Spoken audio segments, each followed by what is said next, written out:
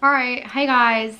So we decided we wanted to do a little Q&A because we get millions and millions of questions, not millions, thousands actually, probably hundreds, thousands of questions. We try to go through lots of comments, but obviously with the videos picking up in speed, we can't get to every comment. We look through the videos individually and we look at the comments, but again, it gets overwhelming. So we figured we would do a Q&A and answer a lot of the questions that you guys ask pretty regularly, and try to do our best to show you guys what we're going to do moving forward and tell you a little bit about us. First things first, my name is Lisa. My online alias is Ivory, in case you weren't sure. I get a lot of Eeyore, but you know, that's pretty common.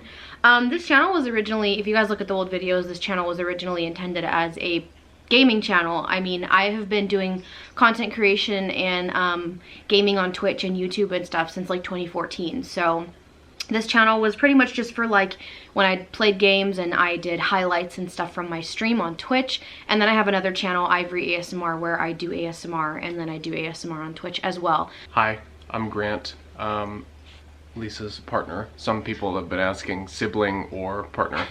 I've seen both assumptions.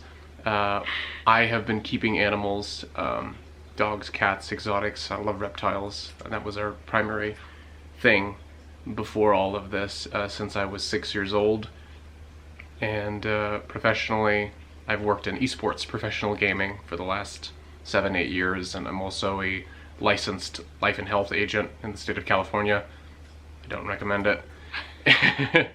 And I've just had a passion for animals for my whole life, and this has just been such a blessing to be able to give you guys a look into things that we're doing anyway.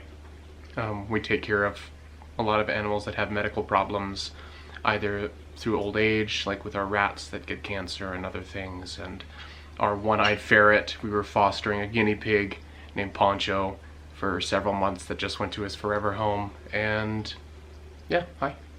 So when I posted this video, it was kind of just random. I was just venting. I was kind of hoping maybe, you know, somebody, like I had said before, I'd seen a lot of videos going viral about like animals, and I was like, maybe something could happen. Maybe something could pick up and she can find a home, because we could not take care of her. We are on a relatively fixed income, and I had gone through all of our finances recently, and based on our finances after our bills, we just could not afford to take care of a dog. So I called around shelters, but there weren't a lot of places that could take her that weren't either going to spay her and abort the puppies or just euthanize her because she was a stray and she was skittish and everything. So it was a really difficult situation. So I'm like, okay, maybe we can try to do something. Yeah, the main thing is of all the fosters we called, the only one that was going to take either of them, they only wanted to take the puppies, and they would not take Mama. And they would only take them before they were about 2 weeks old. Yeah. And we didn't want to voluntarily separate the puppies from Mama, and she would have nowhere to go. And then the other thing was that we had another resource that could send the puppies out of state to get adopted, but again, Mama would have nowhere to go. So we were like, okay, what do we do? She's a great dog. She doesn't really deserve to, one, be separated from her puppies again, which can cause really bad separation anxiety issues down the road for if she does find a new owner. Plus the puppies, they don't get that interaction with their mom, which they need.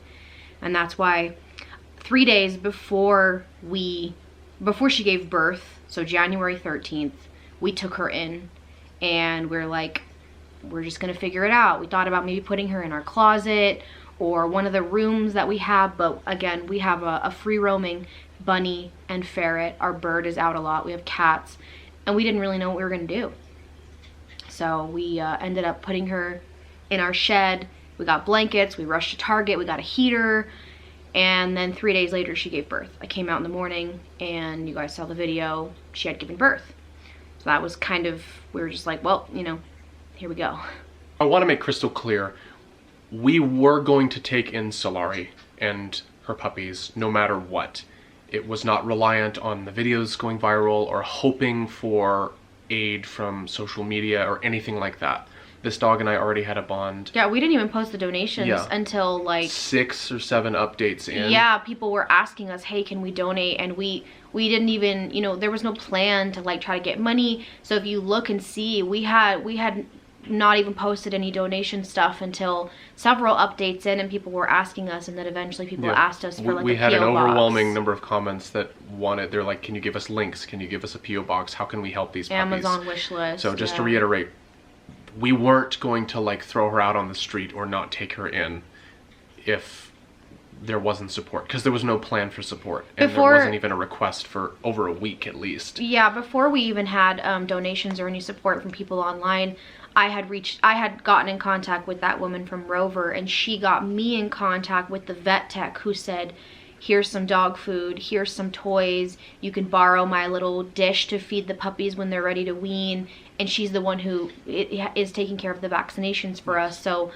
we had some support, and we were going to do everything that we could. Even in a vacuum, after we had called the fosters and everything, we had, because of the connection with the vet tech and others, their vaccinations lined up, food, treats, toys, antibiotics, vitamins, everything. So you guys have changed our lives, but just know that they were going to be taken care of. We went kind of from the bare minimum to being able to like change their lives, send care packages to new owners. So we can't thank you enough. And we have a lot of experience too, just working with animals, like you said, fostering or taking them in and trying to find them new homes. We have had that happen a few times, and then again, you know, we had already had experience with an animal getting an abscess and having to deal with it. And I was a medic in the military, in the army, so I kind of already have like a little bit of a background. I have no problem like, you know, giving shots and, you know, immunizations, whatever, dealing with wounds.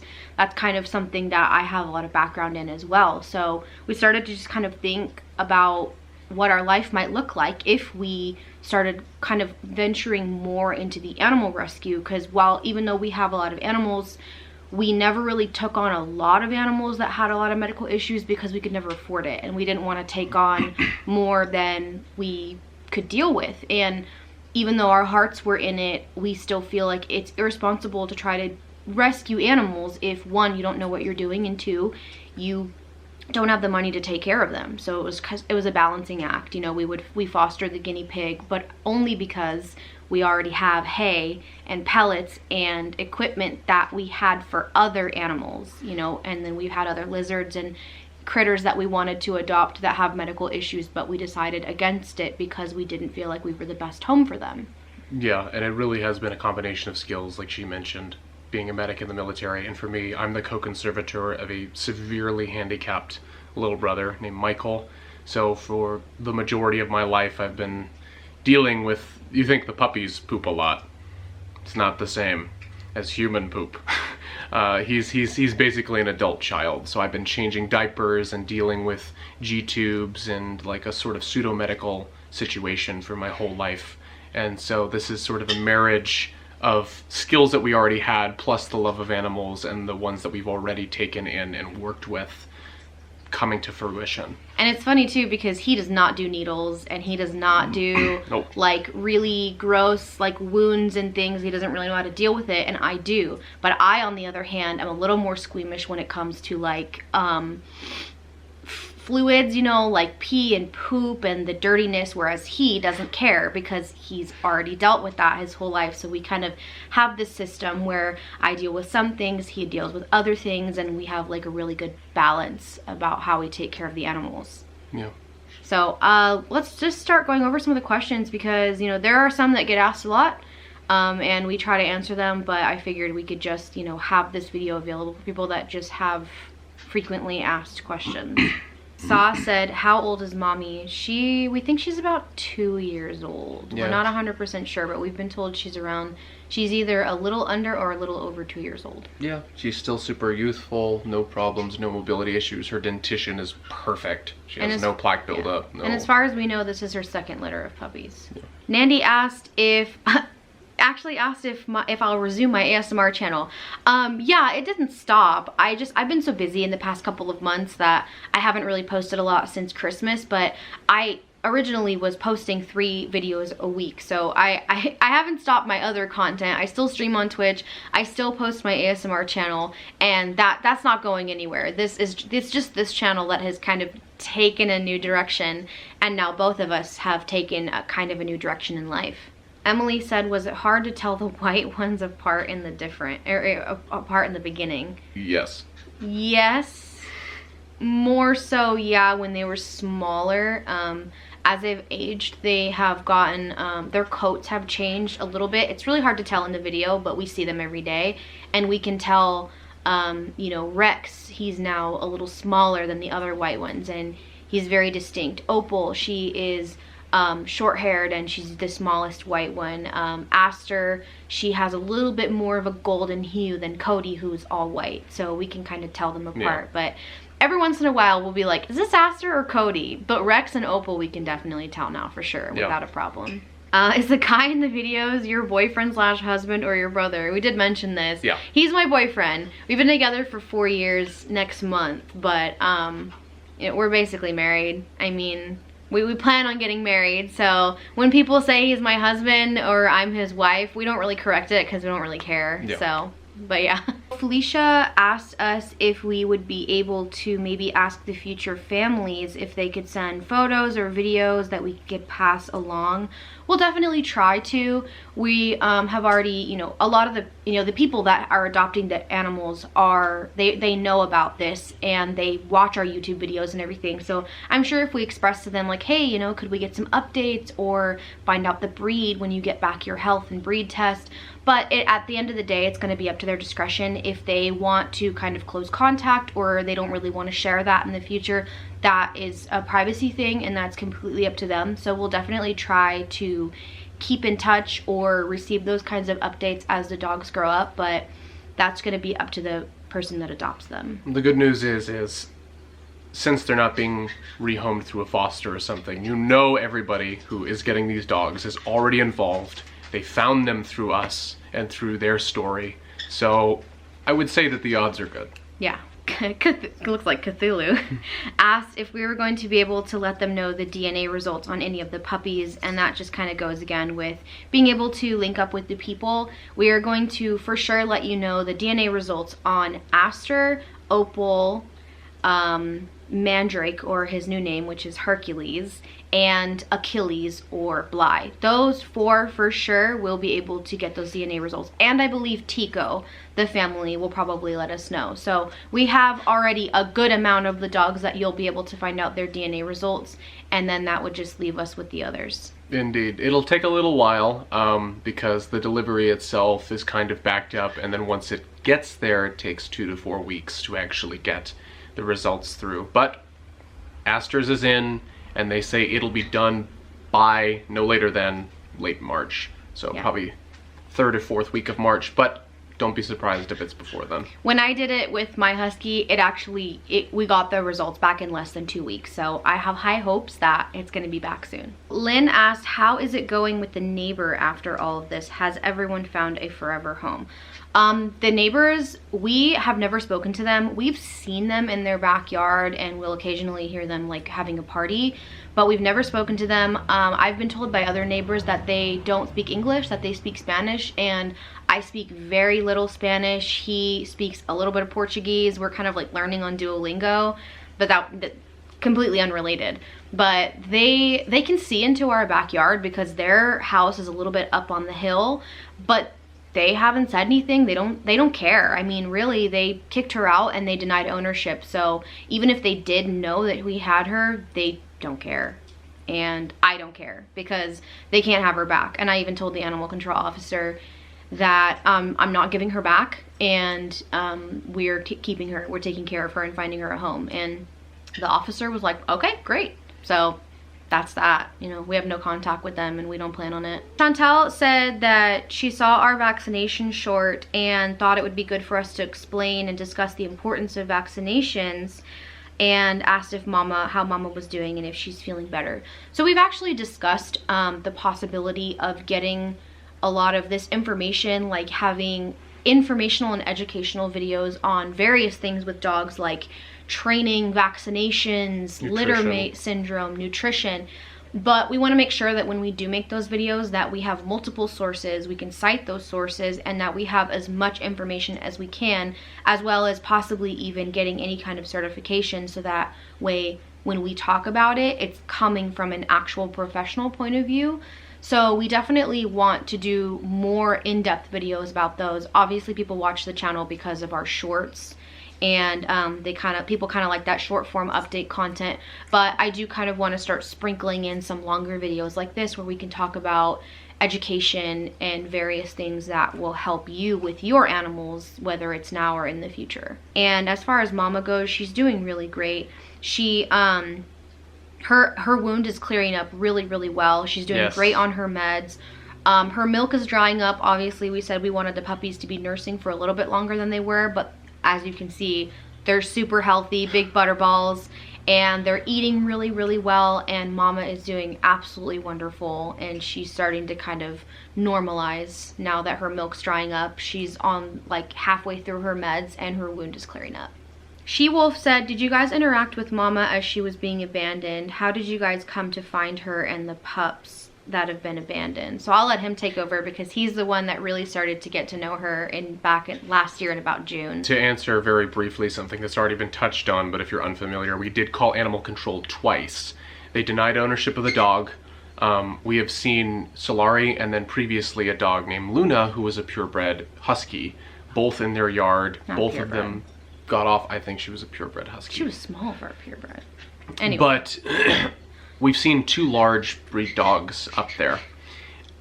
They denied ownership of both. They claimed just to have one small indoor terrier breed, even though we can see in the backyard, even from this window, they have a giant dog house in the back that is clearly not for a little terrier. We used to see at least 3 dogs in their backyard, and a couple of them we haven't seen in like 8 months. So. Yes, and there was an encounter where Solari, who's been getting out for several months, had just come in. We have big bay doors, like entry doors to our backyard.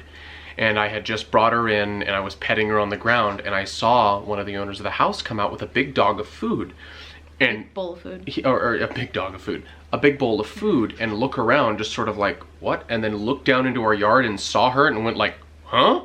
Yeah. And then I looked up and I was just petting her belly, and he was just looking down at her, and it's just like, oh, I guess it was food time, but she's there.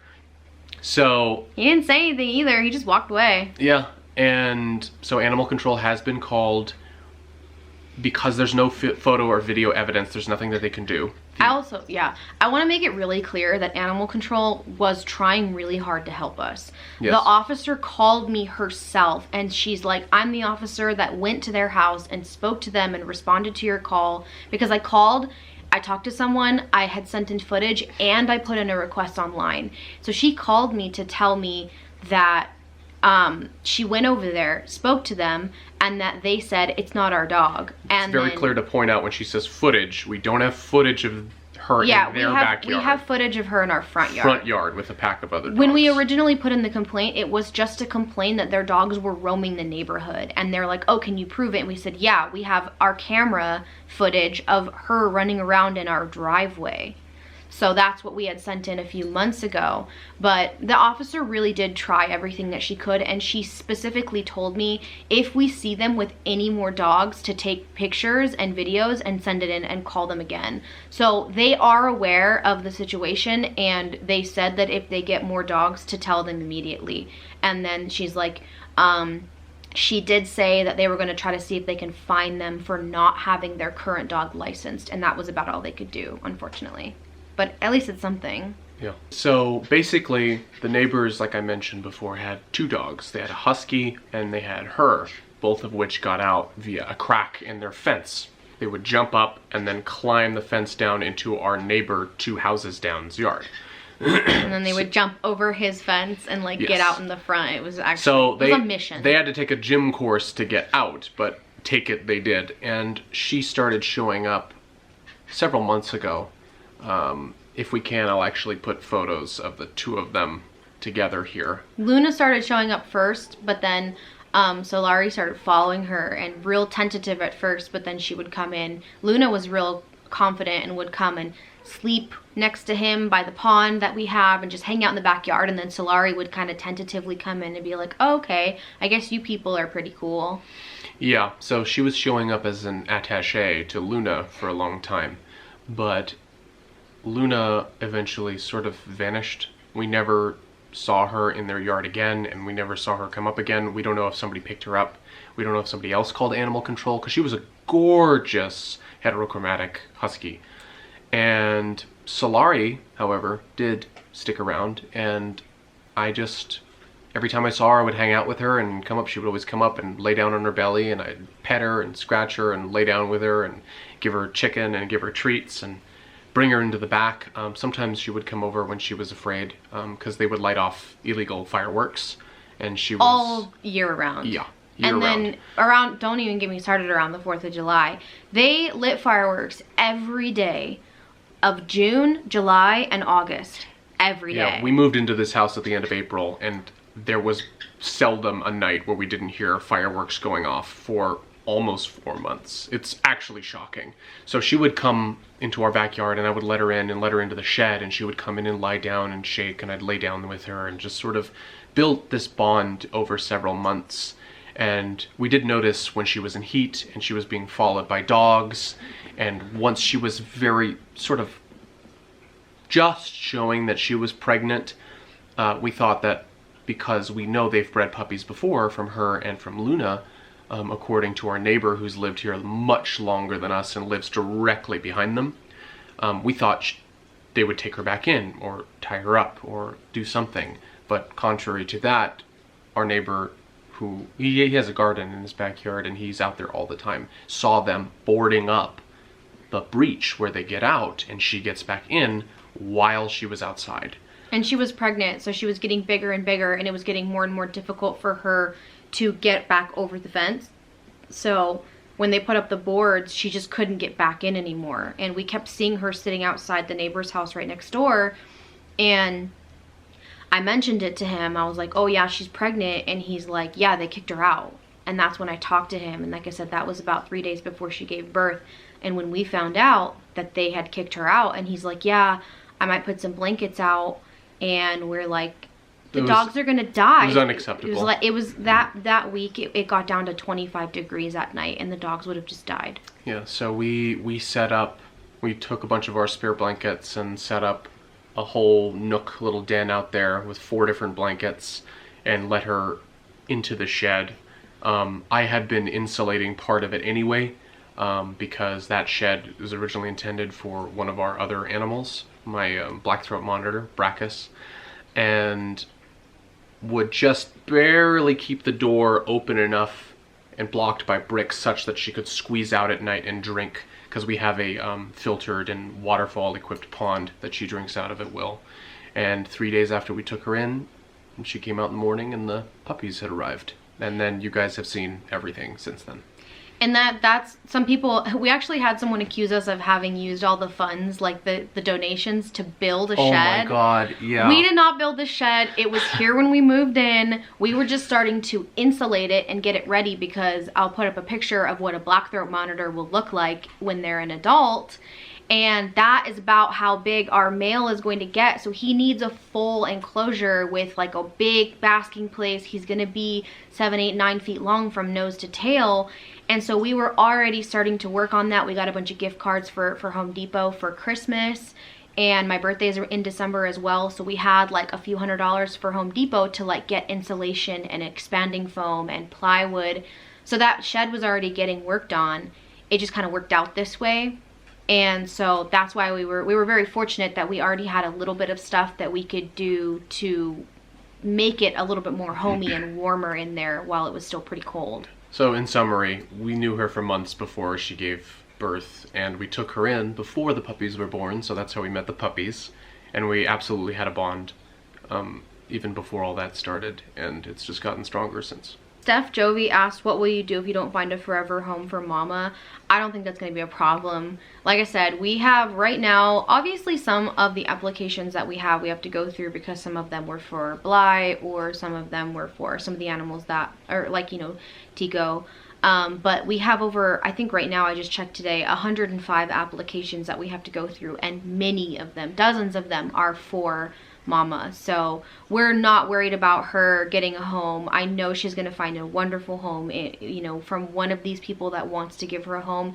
And really what we're aiming for, and we haven't made any finalized decisions for some of the animals because we're taking it slow, but what we're looking for is somebody that maybe doesn't work as much or is retired and has a lot of place for her to run around. Since she's so used to roaming, she's probably going to really want that place to kind of, you know, run around and explore. But she's so affectionate and she's so great. When you call her, she comes running. Her recall is wonderful because she's so submissive and she just wants to please you. So I really just need someone who's got a very soft personality, who's very patient, maybe has another dog or two, and just can take her in and give her the home that she's never had, because she's had such a hard life. And obviously we'll keep her as long as she is needed. It's not as though the puppies are going to go to their new homes and then we're going to kick her back out. We've been working with her the entire time she's been here. She and I have been clicker training her and working on basic commands and manners, and she's going to get as much attention as she needs, and we're going to have her as long as is required before we find an appropriate home. And then Steph also asked, how hard is it to choose someone who wants to be the baby's forever home? I can imagine that you love them and don't want them to be with just any human. Originally, we didn't have as many options, and so we have a visitor. Our hope rope. Hello, we said.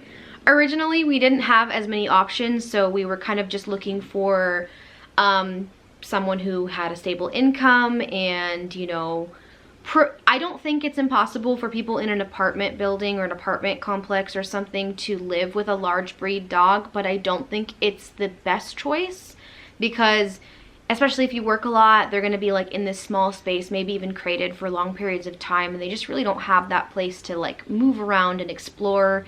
And now that we have so many applications, it is both easier and more difficult to choose, because obviously we know that when someone's gonna get disappointed, and that's so sad. But I'm sure that almost everybody that is reaching out is gonna be happy that they found a home where they're gonna be their happiest and live their best lives. And so we just we sit down and we talk about it and we discuss it, and that's why we haven't made finalized decisions on a lot of the dogs, because it is a hard decision and we have to make sure that everything is in order and the people are stable and willing to give the dog everything that they need. So, and we also care about them, so when they do finally go off to their forever homes, it is going to be sad every time, but happy tears. Yeah. Happy tears. Wiggle whistle. Carpet shark. Hannah asked, how has your cat reacted to there being a dog in the backyard and you smelling like dogs? So first things first, she doesn't care. They don't care about me smelling like a dog, because I did have a dog before. They'll just, like, at first they kind of sniff me, but they don't really care. My cats are pretty aloof. They sit at the back door where there's like, because we have a door that's glass, and they just sit and they stare at her through the door, and she stares at them, and they just kind of have this weird, funny stare down until one of them just gets bored and walks away. Stinky! Whistle. Delicate Dreams said, what spurred you to be so advocating of animals? What happened, or what was the influence in life or environment? For me, I have always been like a huge animal person. My family has like pictures of me as like a little kid running around holding up lizards and snakes and frogs. My stepmom was like deathly afraid of snakes, and one time we went to the lake and she was like talking about being worried about it. My dad's like, there's no snakes here, it's fine, like they're out in like the trees. And I come running up from the water going, look what I found in the lake. It was like a garter snake that was like on top of the water, and she just screamed, ran in the RV, slammed the door. I used to like go out and catch all the little frogs at the lake and like make little forts for them within the sand, like little sand castles and everything. So I've always been like a huge animal person. And when we moved in together, when we moved in together 4 years ago, I just had my 2 cats and my dog, and then we got our snakes, and then it was all downhill from there. We got more snakes, then rats, and then we even said like, oh, we're never gonna get more like rodents or other mammals, and then he fell in love with a rat. We got a whole bunch of rats. It's downhill from there. Or uphill, who can say. For me, when I was in kindergarten, we had a little like row of bookshelves along the back bay windows by the door, the entrance.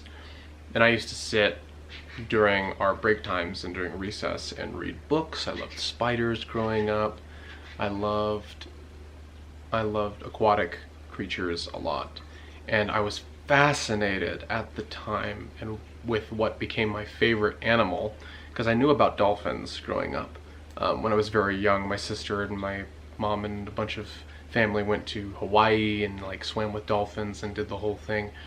But I thought they only lived in the ocean. So I was fascinated to learn that there were some dolphins that lived in rivers and in freshwater systems. And I thought that was so cool, little 5-year-old me, 6-year-old me. And so my favorite animal was called the baiji, or the Yangtze river dolphin, which was a freshwater species in China. And in my lifetime, my favorite animal went extinct. And ever since then, I've had sort of this awareness of conservation and the need to protect certain species and have legislations in place and organizations whose mission it is to protect wildlife, and have us as keepers be cognizant of where we're sourcing animals, making sure things, at least in the reptile hobby, are captive bred and taken care of responsibly and not imported. And so ever since that sort of moment happened where I realized later on in life that the baiji had gone extinct, it's been an issue that's very close to my heart. So I feel very strongly about anything that severely threatens wildlife and local ecosystems, which is why one of my biggest things is stray cats, because stray cats are the #1 human related cause of environmental damage and species threatening and extinction in the United States. And even now, it's not even just stray or feral. We even tell everyone, we advocate for not allowing your cats to be indoor-outdoor cats, that cats should only be indoor cats. And a lot of people's argument is like, my cat wants to go outside, or my cat likes being outside, or my cat's a hunter. And I say to you, dogs love to go outside, but you wouldn't just open the front door and let them go roam the neighborhood. So why would you let your cat? And there are so many things that could kill your cat, whether it's diseases or cat fights or getting attacked by another animal or getting hit by a car or anything that could happen to your cat. And cats are responsible for the extinction of over 60 different species of bird and reptile. And that is feral and just domesticated outdoor pets. So I just recommend to people, bring your cats inside, learn to teach them to walk on a harness with a leash, and allow them to go into your yard with supervision, but don't allow them to kill the local wildlife, because they really do make a huge impact on it. And cats are one of the few species to be observed to kill for sport. So they don't kill because they want to eat it, they don't kill because they need to, they kill because it's fun. And that's just part of their instinct. But again, if you wouldn't want to see any of your favorite species of bird or reptile go extinct, then I recommend that you just bring your cats in and just learn how to let them go outside safely. Yeah, I can only imagine what it's like if what happened to my favorite species because of pollution and damming and human intervention happened to somebody's favorite bird or lizard, because cats are very skilled at especially killing young, raiding nests, and outcompeting local native predators that rely on certain food sources. It's just not worth it. Well, they've been domesticated for over 6,000 years. They don't need to be outside 9,000 anymore. 9,000 years. 9,000. Yeah. Dogs are much longer. Cats are more recent in the grand scheme, but still, yeah, they haven't had that need in a long, long time.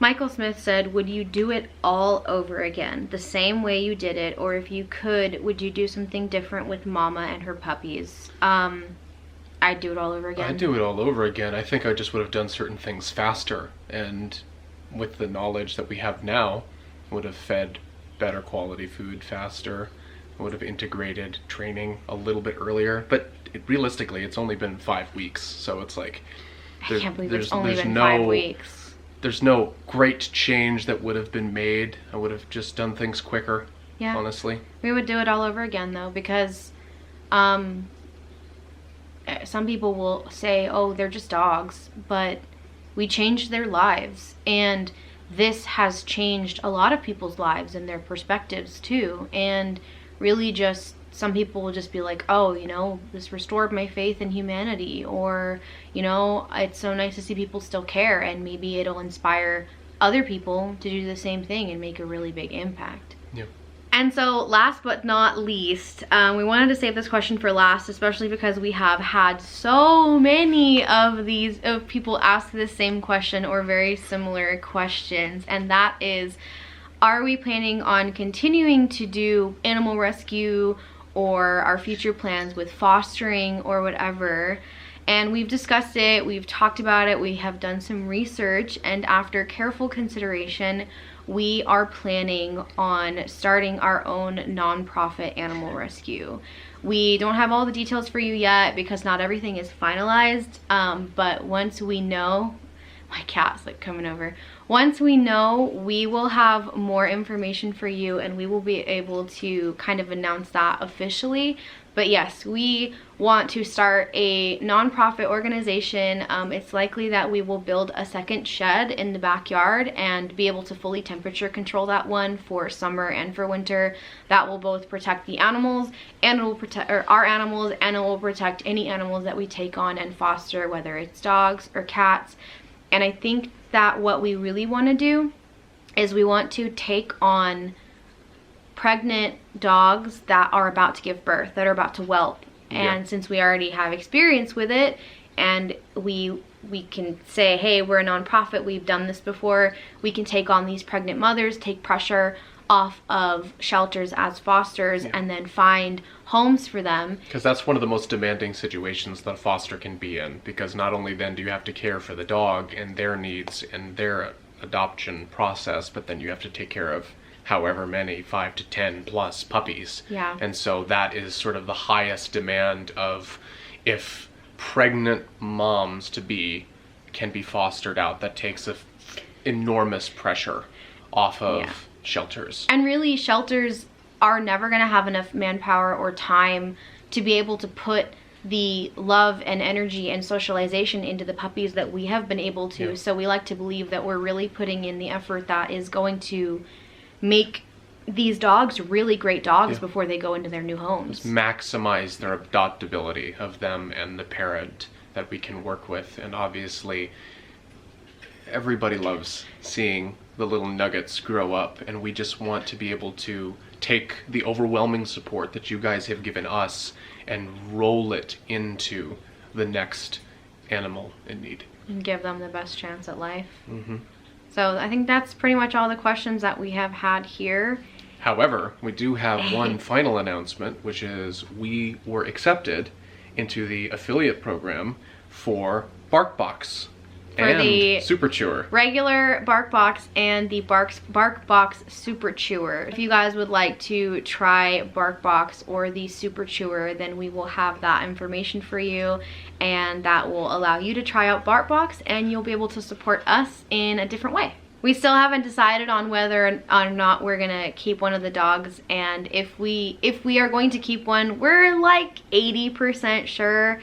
It's either going to be Aster or Opal. It's all going to come down to how they interact with our animals, and we're bringing them in every other day to let them sniff and be around our ferret, our bunny, our cats, and as they continue to grow up, and we're going to keep all the puppies until about 12 weeks. So as they continue to grow up, we will know more for sure who we're going to be adopting. We're socializing them as much as humanly possible while they're still small enough to not cause anybody any problems, which is critical. Or harm. Yeah. But other than that, thank you everyone that has been supporting us. Again, we had no idea what would happen. I had no expectations. We had no expectations. And this has been an overwhelming journey so far. Like, overwhelming in a good way. Yeah. And the amount of support that we've received is absolutely incredible. And I can't stress this enough. This would not have been possible without you guys. It would have been impossible. And I want everybody to let that sink in, that you saved these dogs' lives. You gave us the opportunity to save these dogs' lives, and this is our village. This is our community, and it would have been impossible without you. So thank you everyone for the support. We will continue to update, and we will see you in the next video. Bye.